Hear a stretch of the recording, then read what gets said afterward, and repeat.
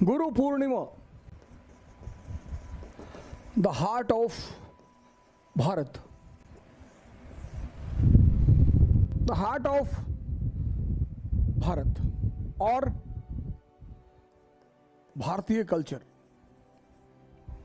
गुरु पूर्णिमा जो है वो भारत का हृदय है, भारत की संस्कृति का हृदय है। और आज इस मुद्दे पर मैंने सोचा आपसे कुछ चंद बातें शेयर की जाएं, एक गुरु की हैसियत से नहीं। सर,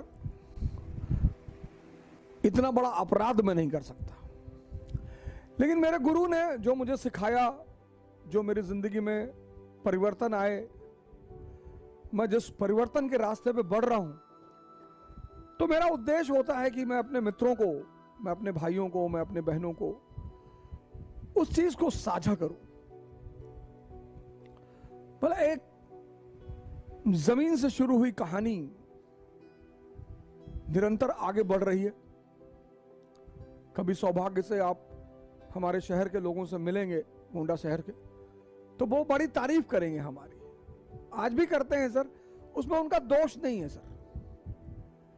हमारे कोलीग हैं, हमारे फ्रेंड्स हैं इलाहाबाद में, ऐसे बहुत सारे लोग हैं सर, मैं उन्हें कभी दोषी नहीं ठहराता सर, क्योंकि उन्होंने जो रूप देखा है वो भी सही था, और अब जो रूप आप लोग देख रहे हो वो भी सही है। तो फिर ऐसा परिवर्तन हुआ कैसे? सर, इस परिवर्तन की शुरुआत हुई इलाहाबाद से, जब मैं इलाहाबाद विश्वविद्यालय में पहुंचा और मैंने दर्शन पढ़ना शुरू किया सर। गुरु पूर्णिमा जो है वो भारतीय संस्कृति का केंद्र बिंदु है। मतलब ऐसी चीज शायद ही किसी दुनिया की दूसरी संस्कृति में हो, शायद ही। इसीलिए भारत का अस्तित्व तो आज तक कोई मिटा नहीं पाया। हसन बसरी के पास बगदाद का खलीफा पहुंचा, उसने कहा मुझे ज्ञान लेना है यार, मेरे पास सब कुछ है दुनिया का, मैं तब भी रोता रहता हूं, और तुम्हारे पास कुछ भी नहीं है, तुम नाचते रहते हो, मुझे यह कला सीखनी है। बोला सिखा देंगे, हमें कौन सी दिक्कत, सिखा देंगे। बोला कल आना, कल सुबह आओ 6 बजे। हसन बसरी खलीफा आया दूसरे दिन सुबह, तो बसरी ने कहा देखो एक शर्त है, पहली शर्त कि जो भी मैं तुमसे कहूंगा वो तुम करोगे, क्रॉस क्वेश्चन नहीं करोगे, और अगर तुम समझ गए तो तुम मेरी वाली अवस्था में आ जाओगे। और उसने कहा ठीक है, बताओ क्या करना है। तो खलीफा को ले गया एक कुएं पे, वहां एक बाल्टी रखी थी, बाल्टी का नीचे जो था बेस वो था ही नहीं। बोला ऐसा करो, पानी भरो इसमें और खेत तक पहुंचाओ। बसरी ने खलीफा से कहा कि जो बाल्टी है इसमें पानी भरो और खेत तक पहुंचाओ, नहर में डालो और खेत तक पानी पहुंचे। खलीफे ने कहा यार ये तो पागल आदमी है, इसमें भैया पानी कैसे भरेगा। लेकिन अब चूंकि शर्त का मामला था तो खलीफा ने पानी भरना शुरू किया। वो बाल्टी ऊपर आए ही ना, सारा पानी नीचे ही निकल जाए। तो आधा घंटे बाद खलीफा का धैर्य टूट गया। उसने कहा भैया माफ करो भैया, हमसे ना, ये सब ये बाल्टी भरेगी नहीं, पागलपन वाली बात कर रहे हो। बोले बेटा यही तो कह रहा हूं, तुम्हारा मन जो है इस बिन पेंदी के बाल्टी की तरह है, किसी एक स्त्री पर यह नहीं रुकता, किसी एक पुरुष पर यह नहीं रुकता। इसका मन जब बस चले तो पूरे दुनिया की स्त्रियों से विवाह कर ले, लेकिन डरता है कि पीटेंगे लोग, तो बड़ी आदर्शमयी बातें करता है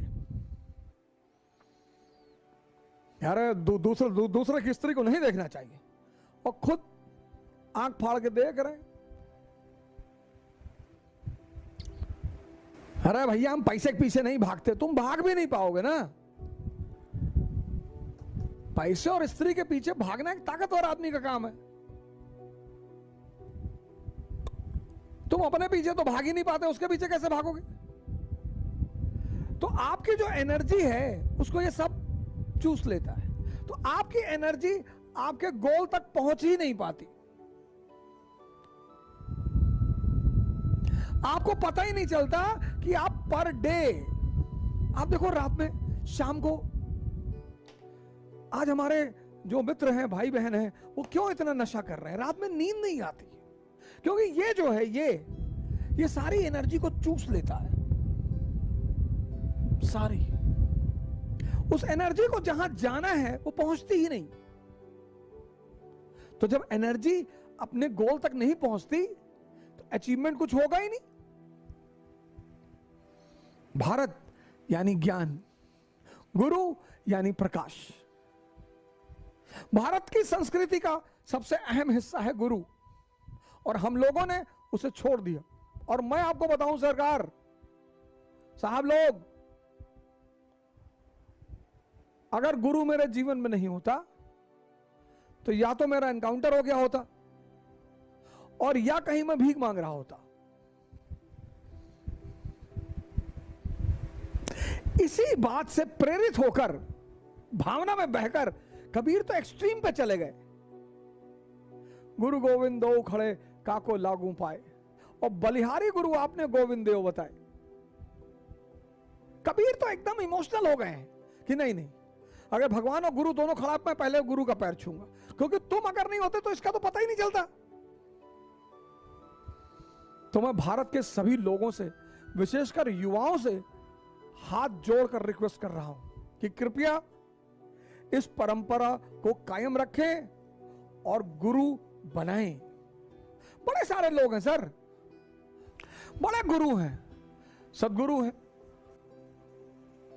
श्री आशुतोष महाराज हैं, मां निर्मला देवी हैं, अब तो समाधि में हैं। और प्लीज एक बात और, आप नहीं करना चाहते मत करिए, पर किसी के खिलाफ बोलिए मत। पंडित श्री श्री रविशंकर जी हैं,